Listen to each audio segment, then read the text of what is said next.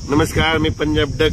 आज आहे 29 मे 2025 आणि मी आता आहे माझ्या गावाजवळ आणि आमच्या गावाजवळ बघा कसा पाऊस पडलेला आहे। म्हणजे जवळपास 250 मिलीमीटर पावसाची आतापर्यंत नोंद झाली। इतका पाऊस म्हणजे पावसाळ्यात दरवर्षी पावसाळ्यात अर्धा पडतो आणि या ठिकाणी पाहू शकता म्हणजे वापसा होणं तर शक्यच नाही। आणि या ठिकाणी आपल्या महाराष्ट्राच्या शेतकऱ्याला एक आनंदाची बातमी देणार आहे, कारण की इतका पाऊस पडायला मग हे बंद कधी होणार आहे। जर राज्यातल्या शेतकऱ्याला सांगू इच्छितो, आज आहे 29 मे 2025, आणखी 30 तारखेपर्यंत राज्यात भाग बदलत पाऊस पडणार आहे। पण सर्वांसाठी आनंदाची बातमी, 31 मे पासून ते 5 जून पर्यंत ज्याचं शेत तयार असेल तुम्ही लागवडी करू शकता, पेरणी करायची करू शकता।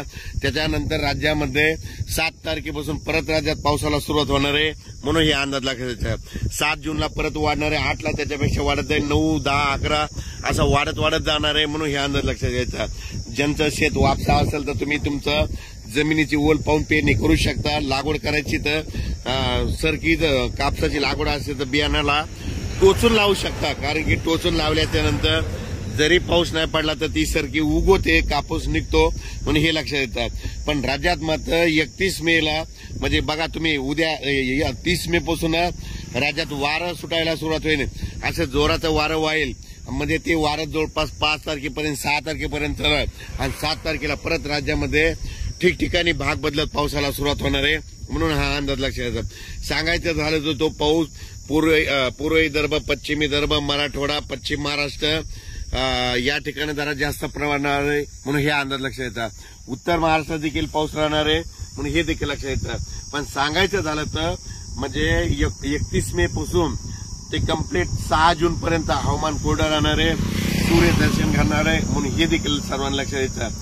अचानक वातावरण बदल झाला तर लगेच उद्या एक मेसेज दिला जाईल, पण राज्यात मात्र 31 मे पासून ते 6 जून पर्यंत हवामान कोरडं राहणार आहे, म्हणून हा अंदाज लक्षात घ्यायचा। शेत दुरुस्त असेल तर तुम्ही तुमच्या जमिनीची ओल पहा, पेरणी होत असेल तर पेरा, म्हणजे मूग पेरायला जमतं, उडीद देखील पेरायला जमतं। मूग पेरल्यानंतर उगवतं, उडीद निघतो। फक्त सोयाबीन पेरल्यानंतर काय होतं, त्याला एखादा शिपका पाऊसच लागतो। आणि कापूस लागवड करायची असली तर काय करा, असं टोचून बी लावा। टोचून बी लावल्याच्या नंतर पाऊस जरी नाही पडला तर ते कापूस निघतो, म्हणून हे लक्षात घ्यायचं। अचानक वातावरण बदल झाला तर उद्या लगेच एक मेसेज दिला जाईल। धन्यवाद।